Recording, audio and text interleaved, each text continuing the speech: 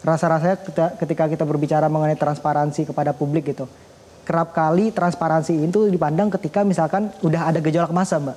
Padahal kan sebetulnya ini bare minimum yang harusnya dipenuhi oleh pejabat publik. Jadi sebelum kita minta pun transparansinya harus diberikan kepada publik. Entah itu terkait dengan tunjangannya, entah itu terkait dengan gajinya, entah itu terkait dengan misalkan pendapatannya, entah itu terkait dengan kinerjanya selama menjadi pejabat di DPR RI misalkan. Itu ini sebetulnya bukan hal yang extraordinary ya, semuanya bare minimum saja, minimum standar semuanya. Minimum yang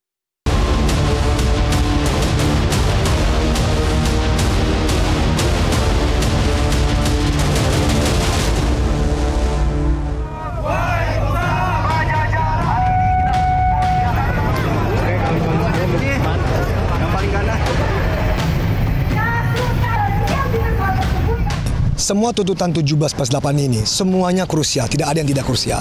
Tapi semuanya didasarkan oleh 3 hal, yaitu transparansi, reformasi, dan empati. Itu menjadi dasar dan semua tuntutannya.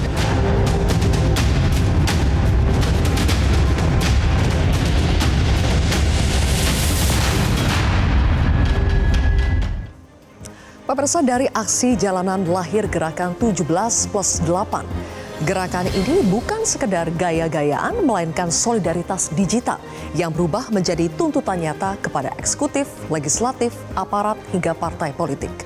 Meski belum sepenuhnya mewakili kepentingan semua kalangan, tuntutan 17+8 jadi pintu masuk yang membuka ruang dialog rakyat dengan para petinggi yang selama ini sulit dijangkau. Perjalanan masih panjang, namun sumbu api perjuangan telah dinyalakan. Inilah kontroversi selengkapnya, Kawal 17+8 bersama saya, Zilvia Iskandar.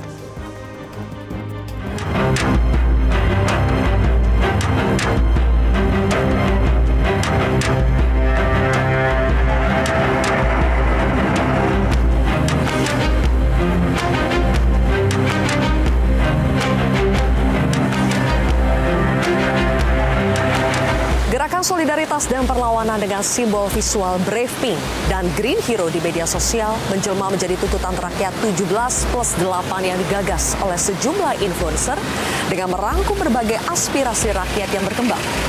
Tuntutan rakyat 17+8 itu telah sampai di gedung DPR ini. 17 tuntutan jangka pendek ditujukan langsung kepada Presiden, DPR RI, partai politik, hingga TNI Polri. Isi tuntutan antara lain bekukan tunjangan anggota DPR, hentikan kekerasan aparat, bentuk tim investigasi untuk mengusut tuntas kematian semua korban kekerasan aparat, hingga pecat kader partai yang memicu kemarahan publik. Sedangkan 8 tuntutan untuk jangka waktu setahun isinya lebih mendasar, seperti bersihkan dan reformasi DPR, reformasi partai politik, sahkan undang-undang perampasan aset, hingga TNI kembali ke barak.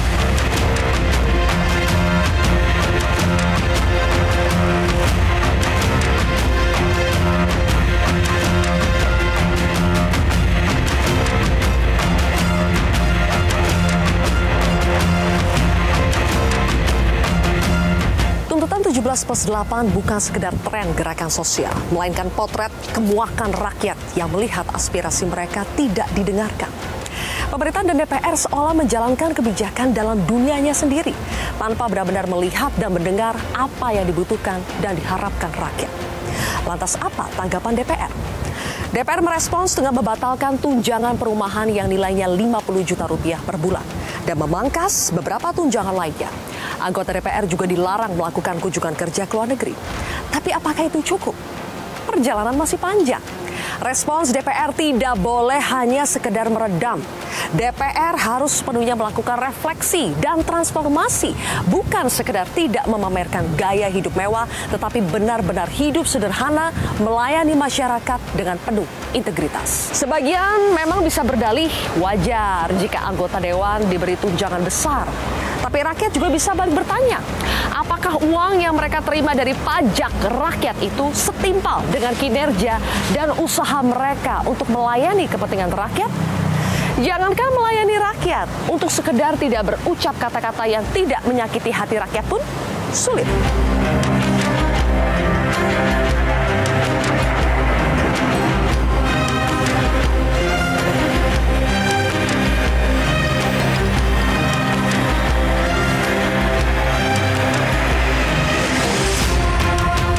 Tuntutan rakyat 17+8 juga sampai ke tangan Presiden Prabowo Subianto.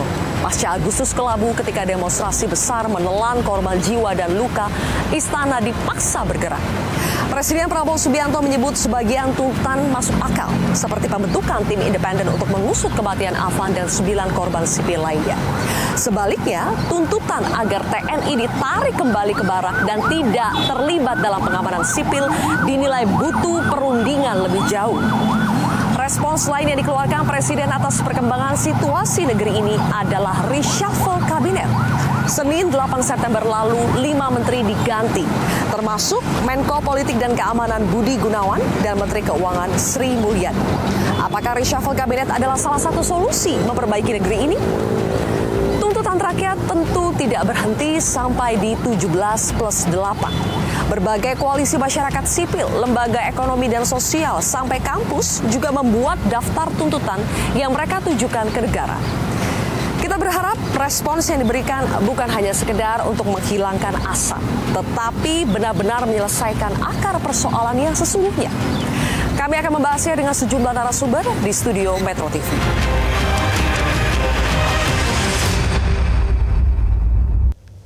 Pemirsa, sudah hadir Direktur Wahid Foundation, ada Mbak Yeni Wahid. Selamat malam Mbak Yeni. Mbak. Berikutnya juga ada anggota DPR RI fraksi Golkar Ahmad Doli Kurnia.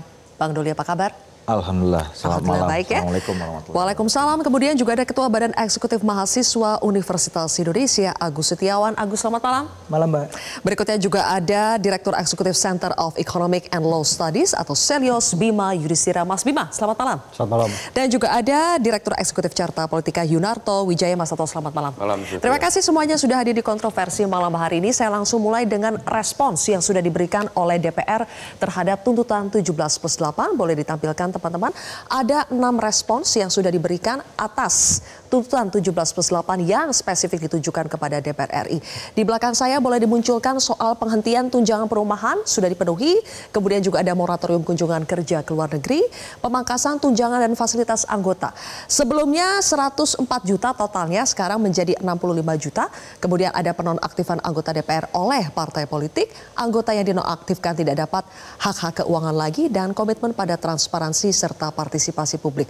Agus, sudah puaskah dengan respons DPR terhadap tuntutan jangka pendek 17+8 ini? Ya, sejauh ini kalau dari kami tentu rasa-rasanya masih belum puas, Mbak.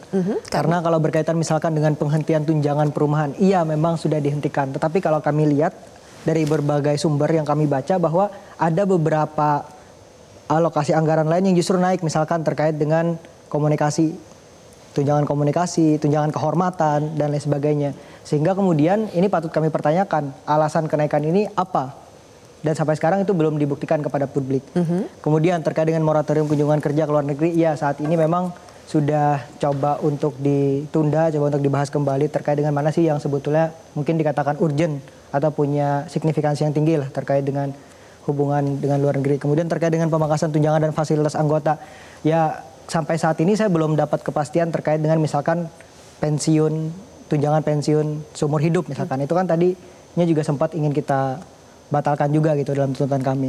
Pun juga dengan pengaktifan anggota DPR, penonaktifan anggota DPR oleh partai politik. Jadi sebetulnya kalau kita lihat kata atau nomenklatur penonaktifan ini ya sebetulnya tidak membatalkan statusnya sebagai anggota DPR. Sehingga kami menuntut juga untuk sebetulnya anggota partai politik, anggota DPR yang kemarin mungkin cukup kontroversial ya, agar bisa segera dilakukan PAW, pergantian terwaktu. Jadi benar-benar berhenti dari partai politik, benar-benar berhenti dari anggota legislatif. Kemudian anggota yang dinonaktifkan tidak dapat hak keuangan lagi, ya kita patut apresiasi lah bahwa hak-hak keuangannya memang sudah dibatalkan. Kemudian terkait dengan komitmen pada transparansi dan partisipasi publik, ini yang paling berat mungkin ke depannya, karena rasa-rasanya ketika kita berbicara mengenai transparansi kepada publik gitu, kerap kali transparansi itu dipandang ketika misalkan udah ada gejolak massa, Mbak. Padahal kan sebetulnya ini bare minimum yang harusnya dipenuhi oleh pejabat publik. Jadi sebelum kita minta pun transparansinya harus diberikan kepada publik. Entah itu terkait dengan tunjangannya, entah itu terkait dengan gajinya, entah itu terkait dengan misalkan pendapatannya, entah itu terkait dengan kinerjanya selama menjadi pejabat di DPR RI misalkan. Itu ini sebetulnya bukan hal yang extraordinary ya, semuanya bare minimum saja, standar semuanya. Minimum yang harus dipenuhi oleh seorang anggota DPR. Bang betul. Doli, tanggapannya dong, apakah DPR merasa kali ini betul-betul berkomitmen untuk memenuhi semua tuntutan masyarakat atau ini sekedar lip service saja untuk meredam kemarahan publik sesaat? Ya, pertama sekali lagi saya tidak berhenti mengucapkan terima kasih ya kepada adik-adik mahasiswa dan masyarakat yang selalu menyampaikan aspirasinya ke DPR, ke rumahnya rakyat, ke rumahnya mereka gitu ya. Dan apalagi kemudian ada komitmen untuk selalu mengawasi dan mengawal kami gitu. Nah buat kami, buat saya terutama ini sesuatu yang perlu buat kami ya.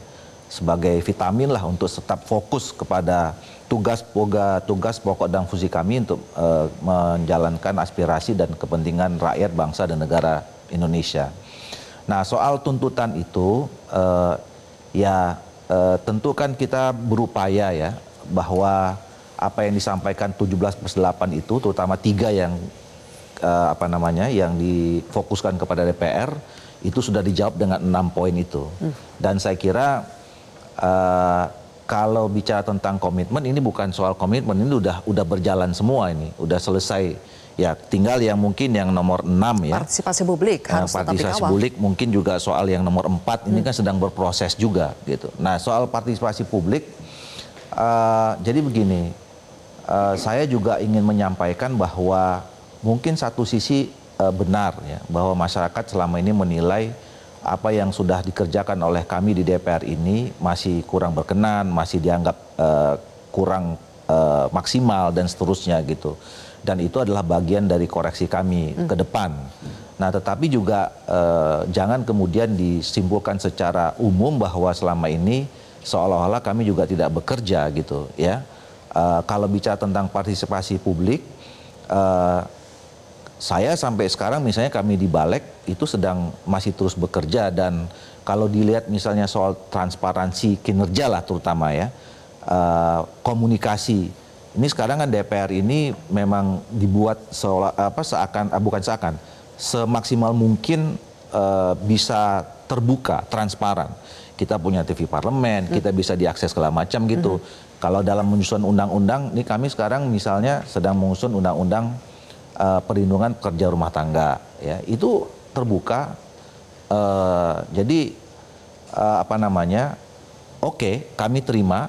Kalau selama ini memang belum dianggap cukup maksimal dan itu menjadi bagian dari komitmen dan semua menyatakan termasuk pimpinan janji akan meningkatkan kinerja itu. Oke, kalau tunjangan plus gaji benar ya per bulan ini sudah 65 atau tadi berapa? 64 juta? Sudah. 65 juta. Mulai dari September kemarin kan itu disampaikan oleh 1 September. Pimpinan DPR waktu itu per 31 Agustus sudah tidak lagi sama dengan kemarin dan kemudian apa yang tadi disebutkan sekian angkanya itu udah memang itulah yang kami terima kira-kira begitu. 65 juta, oke sekarang.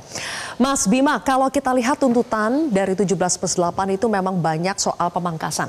Pemangkasan tunjangan yang didapatkan oleh anggota DPR. Tapi sebetulnya berapa persen sih porsi anggaran untuk gaji dan tunjangan anggota DPR, DPRD, kalau dibandingkan dengan APBN atau APBD kita? Apakah sesignifikan itu sebetulnya tuntutan ini?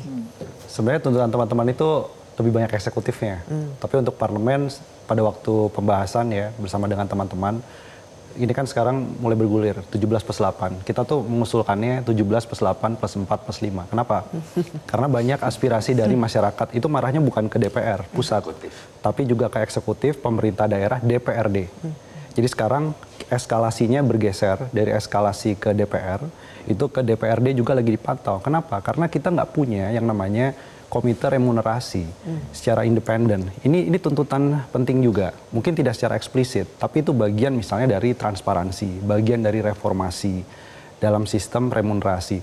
Contohnya begini, di beberapa negara yang cukup matang dari sisi parlemennya, itu tidak boleh misalnya 3 kali dari upah minimum mereka yang diwakili.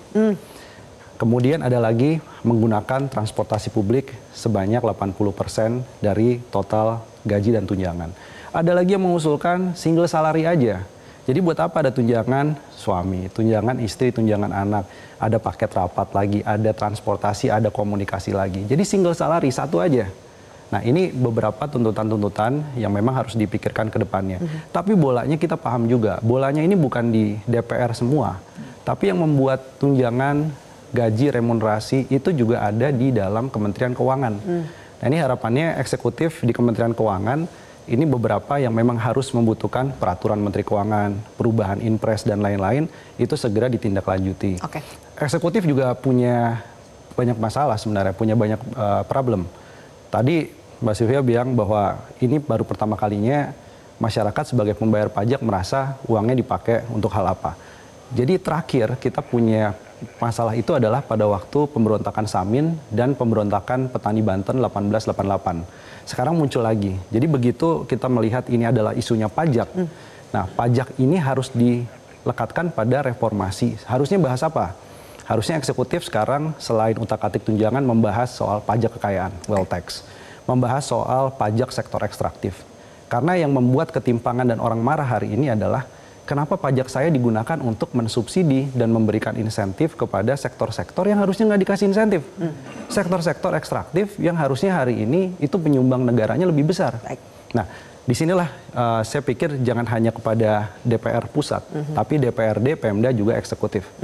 DPRD, Pemda dan juga eksekutif. Sudah ada tanggapan eksekutif ya kalau dalam hal ini dari Presiden sudah menanggapi. Tapi kemarin juga pada minggu lalu Mbak Yeni sudah menuturkan ada banyak sekali permasalahan yang sebetulnya bolanya itu ada di pemerintah. Misalnya kalau kita bicara soal tunjangan, fasilitas, gaji, itu juga banyak di pemerintah karena jumlah kementeriannya juga banyak. Nanti kita akan bahas lebih jauh Mbak Yeni dan narasumber yang lainnya tetap di Kontroversi. Jelajahi cara baru mendapatkan informasi. Download Metro TV Extend sekarang.